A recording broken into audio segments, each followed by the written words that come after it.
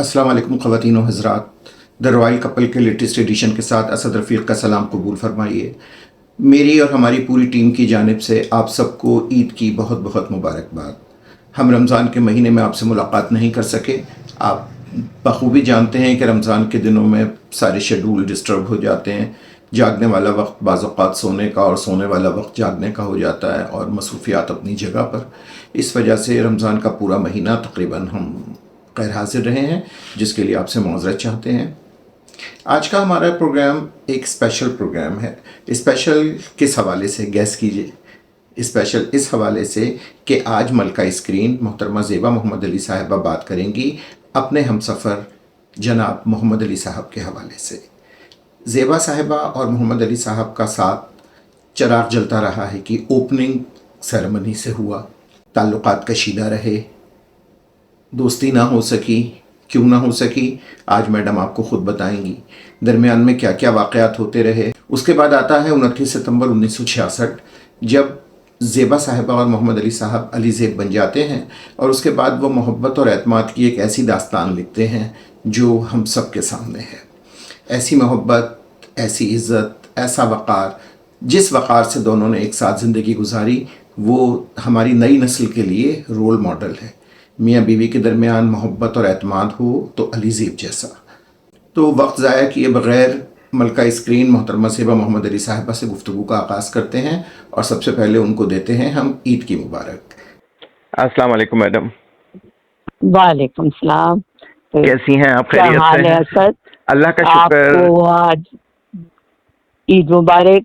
बहुत शुक्रिया, बहुत शुक्रिया। खैर मुबारक आपको नहीं, सब सुनने वालों को, पूरे पाकिस्तान को, कुल जो इस्लामिक ममलकत हैं, ये सबको, सब मुसलमानों को मेरी तरफ से ईद मुबारक और अल्लाह सबको खुश रखे और ऐसी ईदें सैकड़ों दिखाए। बहुत शुक्रिया। आपको भी ईद की बहुत मुबारक हो।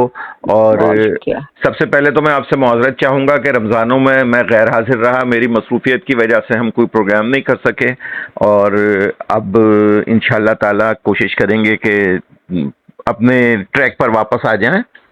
हाँ, मेरा ख्याल है रोज़ा रख के बोला नहीं जाता था ना आपसे।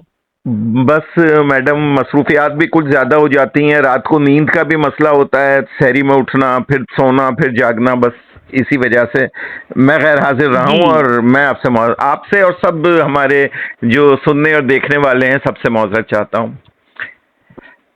अच्छा मैडम, मेरे पास काफ़ी सारे लोगों के मैसेजेस व्हाट्सएप पर भी आए हैं, यूट्यूब पर भी हैं। लोग कह रहे हैं कि जी सबके बारे में आप लोग गुफ्तगू कर रहे हैं, अभी तक मोहम्मद अली साहब के हवाले से गुफ्तगू क्यों नहीं की जा रही है? और सबसे ज़्यादा इश्तियाक तो हमें मोहम्मद अली साहब के हवाले से ही मैडम की गुफ्तगू का है। हाँ, वो तो सही कहते हैं और किसी हद तक सही भी है। तो बल्कि बाज़ लोगों का कहना, सोचा ये था ना जी कि जरा लाइट से प्रोग्राम सबके जो हैं वो कर लें। लाइट से मुराद मुख्तसरन करते हुए निकल जाएं। जी मुख्तसरन, भाई मुराद का था, मैडम का था, वो लाइट तो नहीं थे। जी बिल्कुल। लेकिन बहरहाल ये तो फिर काफी काफी तवील प्रोग्राम है। और लेकिन सबसे ज्यादा इश्तियाक मुझे खुद वही इन्हीं बातों का है कि आपके और साहब के बारे में इंफॉर्मेशन ज्यादा से ज्यादा लोगों तक पहुंच सके। वैसे तो मेरी गुड लक ये है कि नईम बुखारी ने उनसे कोई 1-1.5 घंटे का इंटरव्यू किया हुआ है। जी यूट्यूब पे अवेलेबल है। बहुत से उनके इतराफात हैं। उन्होंने इतराफ किया है कि मैंने क्या क्या गलतियां की है। तो खैर बहरहाल ये उनका बड़ापन है था। तो एनीहाउ, तो बेशुमार हमने फिल्में साथ ऐसी की जिसमें मेरी और ज़ेबा बेगम की बातचीत भी नहीं थी। अच्छा, इस बात पे कि मैं नामालूम क्यों सबकॉन्शियसली ये महसूस करता था कि शी इज माइन, और मैं चेक करता था कि ये नहीं करोगी, ये नहीं करोगी, ये नहीं करोगी, और because you are not my wife, तो वो कहती आप कौन होते हैं बोलने वाले। तो उस पर मैं रिएक्ट करता था। और बेशुमार मसलन कनीज एक फिल्म जिसका आफाकी साहब प्रोड्यूसर थे और आफाकी ने मेंशन भी अपने कॉलम जो लिखते हैं उसमें मेरी इनकी बातचीत ही नहीं। तो हसन तारिक डायरेक्टर, अब लव सीन कैसे हो, चुनाचे हसन तारीख एक तरफ बैठ जाते थे कि अली मियां ये आप ही कर लो। चलें जी, शुरू करें, आप क्या पूछना चाहते हैं? मैडम, अगरचे हम अपने शुरू के प्रोग्राम में, जो हमारा पहला प्रोग्राम था, तो मोहम्मद अली साहब की और आपकी पहली मुलाकात हम डिस्कस कर चुके थे, लेकिन अब क्योंकि स्पेसिफिकली क्योंकि साहब के हवाले से प्रोग्राम की बारी आई है, तो फिर एक मर्तबा फिर मुख्तसरन हम उस चीज़ को दोहरा लेते हैं, ताकि जिन लोगों ने वो प्रोग्राम नहीं सुन सके हैं, नहीं देख सके हैं, वो उनको पूरी इंफॉर्मेशन मिल सके आपकी और साहब की पहली मुलाकात के हवाले से। बिल्कुल। तो आपकी और साहब की पहली मुलाकात के हवाले से हमें बताइएगा। हाँ, दरअसल यूं है कि फिल्म चिराग जलता रहा के लिए फजली साहब जो हैं, उन्हें उनकी फिल्म में सारे ही नए लोग थे, उन्हें हीरोइन भी नई चाहिए थी, और ये कि बहुत खूबसूरत चाहिए थी, इतनी हसीन कि कोई और हो ना। उनके ख्याल से मैं बहुत हसीन थी, तो बहरहाल पूरे पाकिस्तान का यही ख्याल है मैडम? हाँ, चलिए मान लेती हूँ। मगर लगता अपने मुंह मियाँ मिट्टू वाली बात। खैर जी, हमारे दरअसल एक वकील साहब थे जो हमारे पार्टीशन की जो प्रॉपर्टी थी, जो और भी मामलात थे, वो उनको देखते थे। बहुत नहायत ही शरीफ आदमी। तो वो भी थे, एक साहब और भी थे, वो फजली साहब को जानते थे। तो वो उन्होंने कहा कि मेरी अम्मी से कहा कि ऐसे फजली साहब हैं और उन्हें फिल्म के लिए हीरोइन चाहिए एक लड़की, और हमारी जो बच्ची है वो इतनी प्यारी है, इतनी यूं है। तो मेरी अम्मी ने कहा नहीं जी नहीं, वो तो सवाल ही पैदा नहीं होता। नहीं, जब उनका नाम जाफरी था, सैयद वकील साहब का। तो उन्होंने, मेरी अम्मी ने कहा कि नहीं, उसने कहा ये इतनी ज़हीन है, उनके बकौल में ज़हीन थी काफ़ी। सॉरी जी, मेरा गला मुसलसल बहुत महीनों से ख़राब चल रहा है, थोड़ी आहा ऊँ को बर्दाश्त कीजिएगा। जी, ये तो आपकी मेहरबानी है कि आप खराबी सेहत के बावजूद ईद का तोहफा ये अपने मद्दाहों को दे रही हैं। बहरहाल तो जी वो खैर वो इतने बज़िद हुए कि चलिए मिल लेने में क्या हर्ज है। तो हम लोग खैर ना चाहते हुए, उन्होंने खैर उनकी इतनी तारीफ़ें की कि फजली साहब के बारे में कि वो ऐसे हैं, वो वैसे हैं, वो यूं हैं। खैर उसमें शक भी नहीं था कि जब हम गए तो उनसे मुलाकात हुई, देखा उन्होंने एक प्रॉपर तरीके से अपना वो फिल्म के लिए कंप्लीट एक वो बनाया हुआ था, जो डायलॉग सिखाने का हॉल अलग था, दफ्तर अलग थे, वैसे डाइनिंग डिनर की जगह, लंच की जगह अलग थी, चाय की अलग, इस तरह से बहुत ही पूरा एक घर था जो उन्होंने किया हुआ था और उसको बनाया हुआ। खैर हम इनके दफ्तर में बहुत अच्छा उन्होंने अपना दफ्तर बनाया हुआ था, वहाँ गए, मुलाकात हुई, सलाम दुआ हुई। तो खैर वो जो उनके एक्सप्रेशन थे वो बहुत एक्साइटमेंट, बहुत खुशी के थे, और कि साहबजादे उनके साथ होते थे, वो तो लग रहा था कि बस उनको हीरोइन मिल गई। मैं खैर कोई स्क्रीन टेस्ट वगैरह आपका नहीं हुआ इसके लिए? फिल्म के लिए? नहीं, वो जैसे ही उन्होंने कहा डन, तो मैंने कहा जी क्या डन? तो उसने कहा नहीं, हमने आपको सिलेक्ट कर लिया। तो मैंने कहा देखिए फजली साहब, मैं कुछ बातें आपसे करना चाहती हूँ कि मैंने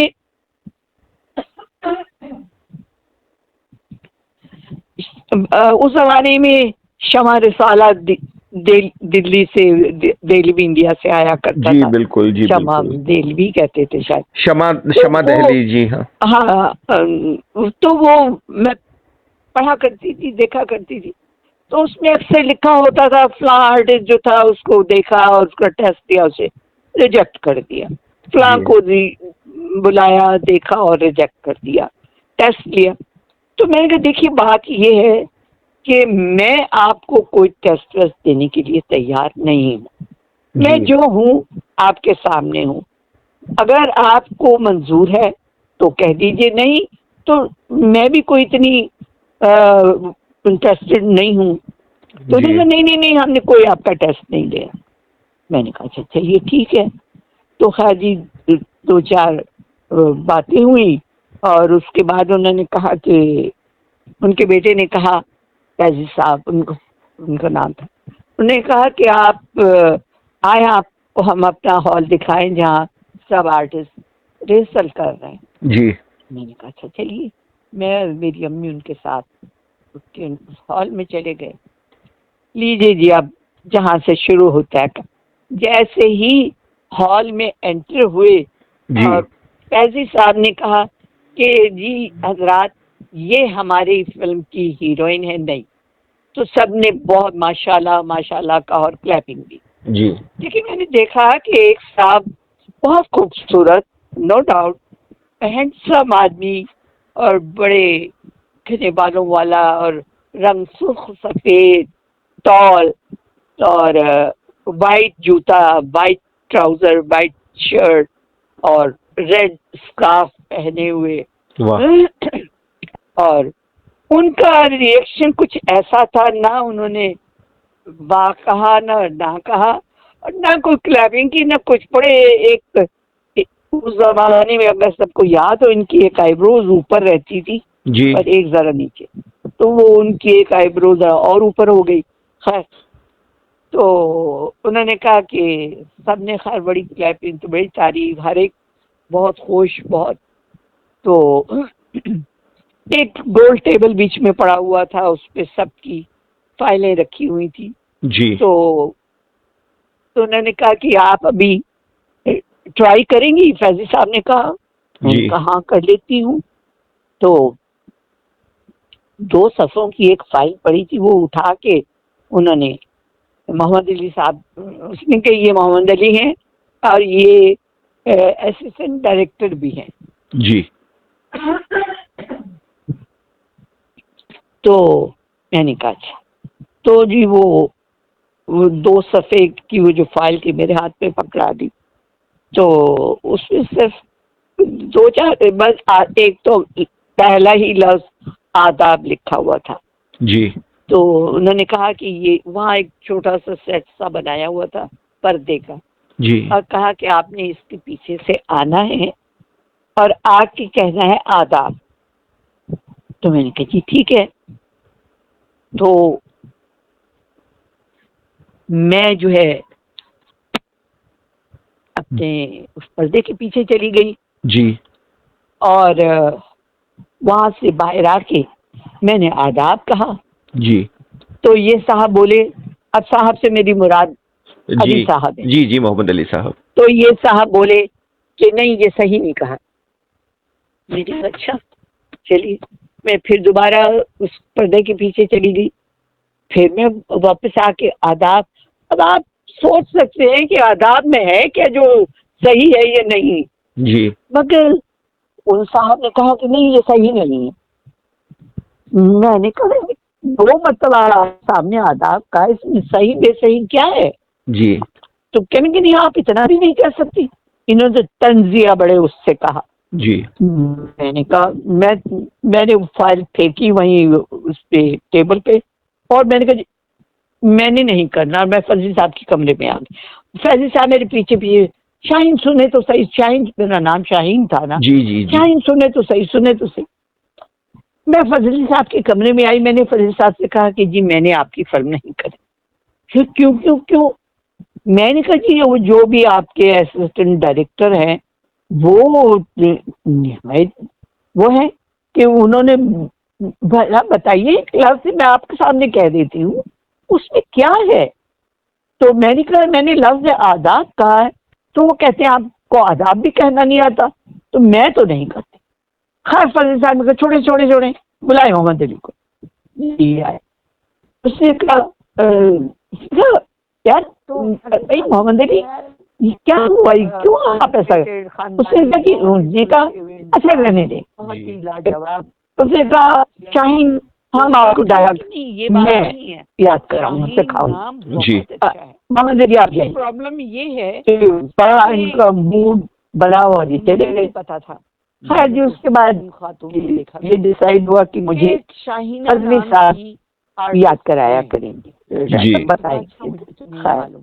तो कहने की खैर जी, ये अभी बात खत्म हुई तो जो है वो नाम मतलब पे तो इस बात होने लगी तो मैंने कही नहीं, मैं अपना नाम तो नहीं बदलूंगी, किसी ने जी। मैं सवारी रद्द नहीं होता। तो खैर एकदम से फजली साहब ने कहा मैंने आपका एक नाम सोचा है जी। और उन्होंने कहा कि जेबा। तो सब ने जो वहाँ सब बैठे थे कहा बहुत खूबसूरत। फिर उन्होंने उसकी थोड़ी सी तशरीह भी की। जी। ये जेबा उस जेबा पता नहीं क्या कहती थी, उन्होंने शायर आदमी थे। जी। खैर वो सबको बहुत अच्छा लगा। खैर मुझे भी अच्छा लगा कि हाँ छोटा सा नाम है, अच्छा प्यारा नाम। खैर जी, वो जब मेरी मंजूरी हो गई तो सबने क्लैपिंग की, जो ऑफिस में से लोग बैठे थे उन्होंने कहा अल्लाह मुबारक करे। साहब भी मौजूद थे वहाँ? जी नहीं, इनको निकाल दिया गया था चाहिए। खैर पता तुम 1 सेकंड में पहुंच गया होगा। जी। खैर जी, ये यहाँ से ये हो गया जी नाम का। अब वो वही पहले फजल साहब ने कहा कि मुहूर्त शॉट जो है आपका सिर्फ इस लफ्ज़ आदाब से होना है, जी। उसके बाद बाकी बातें। तो मैंने कहा जी बेहतर। खैर जी, बहरहाल जो उनका तरीका कार था निहायत सुलझा हुआ, निहायत। उसके बाद उन्होंने कहा 1 दिन या 2 दिन के बाद मुहूर्त। मैं बीच में असल में इंडिया भी चली गई थी, जयपुर अपने अजमेर शरीफ। जी। वहाँ भी ये मेरे पीछे सुना बहुत, क्योंकि एक पता किसी ने नहीं किया था तो वो सब बेचारे वो थे कि किसी तरह वो आ जाए। अब ये जी। तुमने पहले नहीं बताया था, मैं अब बता रही हूँ। तो खैर जी, तो उन्होंने कहा कि 2 दिन के बाद जो है वो मुहूर्त फिल्म की रखी है और यूं है जी। और आपका ये पहला शॉट होगा। अब एग्जैक्टली मुझे दिन तारीख टाइम थोड़ा आगे पीछे हो सकता है क्योंकि इतनी पुरानी बात जी है बिल्कुल। जी बिल्कुल। उसमें। तो खैर अब जी 2 दिन के बाद पहले से 1 दिन मेरा मेकअप, डॉली बाबा वो भी इंडिया से आए हुए थे। जी। बहुत जो ही मेकअप आर्टिस्ट थे आपके? नफीस इंसान, बहुत जबरदस्त मेकअप आर्टिस्ट और बहुत तमीज वाले, लखनवी अंदाज उनका। तो उन्होंने कहा अरे बिटिया आप तो इतनी प्यारी हो, ये है वो है। मैंने कहा जी बस अब मैं क्या कहूँ, इन बातों का क्या जवाब दूँ। तो खैर उन्होंने उस पर मैंने कहा कि जी मुझे तो लिपस्टिक भी लगानी नहीं। अरे कहने की बिटिया तुम्हें लिपस्टिक भी लगानी नहीं आती? मैंने कहा जी मैं नहीं लगाती, इसलिए मुझे नहीं मालूम। और वाकई मुझे कुछ भी नहीं आता था। तो खैर खैर उन्होंने बड़े प्यार से कहा बेटे वैसे बिटिया आपको जरूरत भी नहीं। मैंने कहा नहीं जी ऐसी कोई बात नहीं, बस नहीं तो नहीं। खैर जी उन्होंने उस दिन मेरा थोड़ा मेकअप वेकअप करके कहा कि उस दिन या अगले दिन खैर वो बड़ा जबरदस्त उन्होंने मेरा मेकअप किया। मुझे बहुत अच्छा लगा कि भाई ये तो बहुत अच्छे मेकअप आर्टिस्ट है। खैर 1 आध दिन के गैप के बाद मुहूर्त थी फिल्म मतलब की फर्स्ट डे। अब जी। मैं जो स्टूडियो में जब पहले दिन आई, पहले दिन से मुराद जिस दिन शूटिंग थी ये जिस दिन शूटिंग थी, तो पहले तो मैं अभी स्टार्ट बाहर से ही गाड़ियों की लाइनें लगी हुई थी। मैंने कहा ये बाहर गाड़ियां इतनी क्यों लगी? अंदर आई तो बस सोचिए कि गाड़ियां ही गाड़ियां थी। और मेरा ख्याल है अगर वो 100 गाड़ियां खड़ी थी तो उसमें 90 गाड़ियों पे फ्लैग लगे हुए थे। जी। वो यानी सब मिनिस्टर ब्यूरोक्रेट्स और कैबिनेट हाँ, के लोग हाँ, और मिनिस्टर्स हाँ थे। सब जी। वो लोग थे। खैर मैं तो बहुत हक्का बक्का हो गई कि भाई ये इतने लोग आए हुए हैं, इतने। खैर मैं वहाँ सीरीज मेकअप रूम में गई। डॉली बाबा से मैंने कहा, बाबा, डॉली बाबा, इनके इतने लोग आए हुए हैं। तो खैर उन्होंने ऐसे ही मेरा ख्याल है कह दिया, या दिल खुश करने की, अरे बिटिया सब आपको देखना चाहते हैं। मैंने कहा जाने दीजिए डॉली बाबा। खैर बहरहाल जी उन्होंने बड़ा मेरा मेकअप, बड़ा जबरदस्त मेकअप किया। वो फजली साहब की हमशीरा जो थी, वो अपने ड्रेस व्रेस में इंटरेस्ट लेती थी, कुछ बालों में, कुछ। मैं बहरहाल मैं तो एक वो थी ना कि बस सामने बैठी हुई जिसकी बस जो खींचे जा रहा है। तो खैर वो कपड़े वपड़े जो उन्होंने बनवाए थे, सिलेक्ट किए थे, वो पहने और ये करके लीजिए। मैं तैयार होके उसने कहा कि अब आप अंदर आ जाइए। खैर जी, तो वो सेट जिस तरह लगा हुआ था, वो मैं वहाँ दूसरे रास्ते से सेट पे पहुंच गई। और अब मैंने वो वही तरह पर्दे से निकल के, आप सोचिए कि जब मैंने पर्दा खोला और जी मैं बाहर आई, जी तो मेरा तो ऊपर का सांस ऊपर, नीचे का नीचे। इतने लोग थे, इतने लोग थे कि मैं तो हक्का बक्का रह गई। और सन्नाटा था। जी उनको शायद पहले से वार्न किया गया था कि अब आपने किसी ने बोलना नहीं है, ये। जी तो मैं तो, मेरी तो आंखें बकौर मुहावरा फटी की फटी रह गई। और मैं खैर बड़ी, जी, ये खैर अंदाजा मैंने भी नहीं था ऐसे, आपको कि यूनिट के अलावा इतने लोगों के सामने अदाकारी करनी होगी। मुझे क्या पता था कि इतने लोग आए हुए होंगे। तो मैंने जी वो खैर पर्दा हटाया और जो भी मेरी हालत हुई, और उसके बाद मैंने कहा आदाब। अभी लफ्ज आदाब हुआ तो फजील साहब की आवाज आई कट। और उसके बाद जो क्लैपिंग थी कि मेरे कानों के पर्दे वो हो रहे थे। और मैं इतनी नर्वस थी, इतनी नर्वस थी कि आप सोच नहीं सकते। जी बिल्कुल, पहला खैर दिन। जी वो तालियां, क्लैपिंग, ये वो क्लैप, वो क्लैप, वो हो अल्लाह ये क्या हो रहा है। खैर बहरहाल वो जी शॉर्ट हो गया। उसके बाद सब कोई जो है वो खवातीन, वो मेरे पास पहले तो फौजी साहब की फैमिली ने मुझे घेरा हुआ था। तो सब से वो तारो, ये जेबा है हमारी नई हीरोइन। एक्साइटेड थे सब जी मेरे लिए। और उनकी जो भाई की बेटियां और उनकी अपनी बेटी और सब बहुत एक्साइटेड थे। वो सबसे मेरा तारुफ। और सब के आप हमारे यहाँ आइएगा, आप हमारे। मैं दिल में सोचूं कि मैं हूँ क्या जो इनके घरों में जाऊंगी और ये लिख दीजिए। मैं कि खुदा के लिए मुझे कुछ नहीं आता। तो मैं जाहिर है मुझे पता ही नहीं भाई क्या लिखना, क्या होता है क्या नहीं। जी तो वो ऑटोग्राफ जाहिर है उस जमाने में वो तो थे नहीं जी, कैमरे। सेल्फी तो होती नहीं थी, तो वो हाँ, ऑटोग्राफी लिए जाते थे। हाँ। तो मतलब कहने का ये कि खैर वो बस मैं, मुझे तो वैसे ही शर्म आ जाए कि ये मैं हूँ क्या यार, ये जो इतनी दुनिया दीवानी हुई जा रही है। खैर वो खवातीन क्या, कोई जो जरा उम्रदार खवातीन वो मेरे सर पे हाथ लगाएं, कोई मेरा हाथ पकड़े। तो मुझे इतना अजीब सी फीलिंग हो रही थी कि खैर बहरहाल जी वो एक ही शॉट था उस दिन, वो खत्म हो गया। और उसके बाद सब मैं अपने डिस्पर्स होके बाहर आ गई, जहाँ चाय वाय का एहतमाम था, इंतजाम था। क्या जी, जबरदस्त एहतमाम था, क्या तो पहले लाजवाब। दिन शूटिंग में जो ये आदाब पर साहब के साथ एक ताल्लुकात में कशीदगी सी आ गई, तो बाकी फिल्म की शूटिंग के दौरान आप और क्या आप दोनों के दरमियान किस तरह का ताल्लुक, किस तरह का राब्ता रहा? हाँ हाँ, पहले चाय का किस्सा सुना दूं।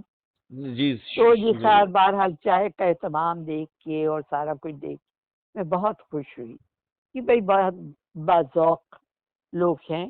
जी और आलम वह मतलब है कटलरी, क्रॉकरी और ये वो चांदी की चीजें, वो क्या, और बहुत एहतमाम, बहुत ही जबरदस्त। जी उसमें ये साहब भी मुझे नजर तो नहीं आ रहे थे, मगर कहीं पर होंगे तो डेफिनेटली। यकीनन। तो खैर जी, अपने वो तो हो गया। लेकिन मैंने देखा कि हाँ, अब उसके बाद शूटिंगें शुरू हुई, तो अब मैं नेक्स्ट डे, खैर उस दिन सारे में धूम मच गई, पूरा प्रेस था, अगले दिन अखबारों में मेरी तस्वीरें थी और तबसरे थे कि यूं है वो है। मेरा मतलब है जी मेरे हुस्न के चर्चे भाई। जी जी समझ अपने मुंह मियां मिट्टू क्या करूं अब, जो नहीं था नहीं, वो ये जो बता रही था हूँ। आप वो बता रही हैं। जाहिर है उस वक्त हाँ, बेशतर हम में से बेशतर लोग नहीं थे, ना वो अखबारात हमने देखे, तो आपकी हाँ, जुबानी जाहिर हमें है, मालूम हो रहा है कि उस जाहिर है। जमाने में क्या रिएक्शन तो हाँ, हुआ। मुझे दो अखबार याद हैं।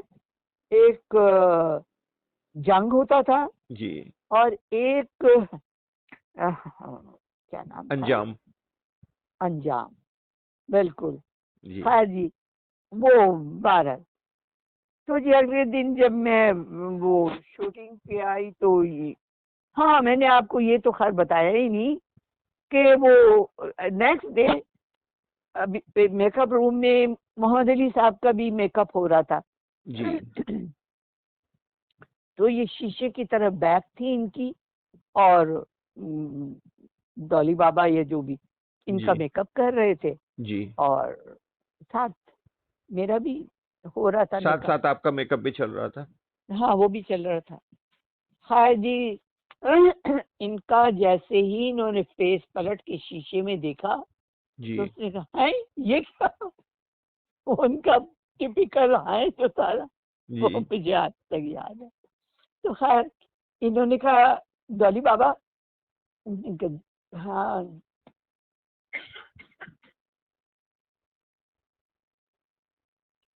उसने कहा मुझे वो मेकअप रिमूव करने की वो क्रीम दे दीजिए। जी मैंने कहा क्यों क्यों क्यों मोहम्मद जी साहब क्यों? नहीं नहीं, मुझे दे दीजिए।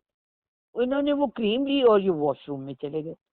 वहां जाके इन्होंने खूब अपना मुंह रगड़ के सारा मेकअप उतार के मुंह हाथ धो के, जी या तो डॉली बाबा ने कहा अरे ये क्या किया आपने?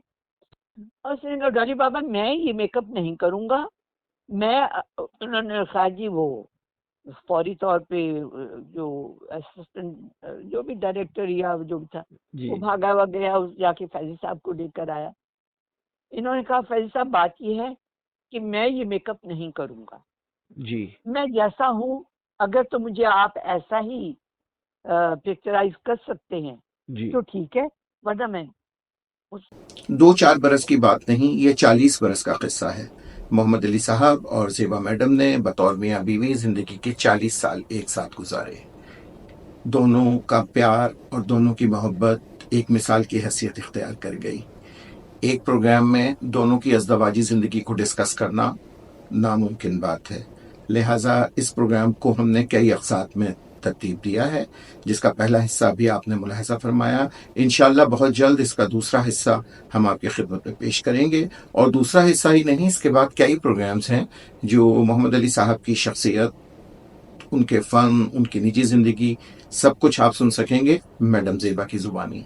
उस वक्त तक मुझे इजाज़त दीजिए, लेकिन इजाज़त देने से कबल आप सबसे दरख्वास्त है कि मोहम्मद अली साहब और ज़ेबा मैडम के इस ऑफिशियल चैनल को सब्सक्राइब कीजिए, शेयर कीजिए, लाइक कीजिए, और हाँ, ये बेल आइकन ज़रूर दबा दीजिए ताकि हमारी आने वाली वीडियो का नोटिफिकेशन आपको मिलता रहे।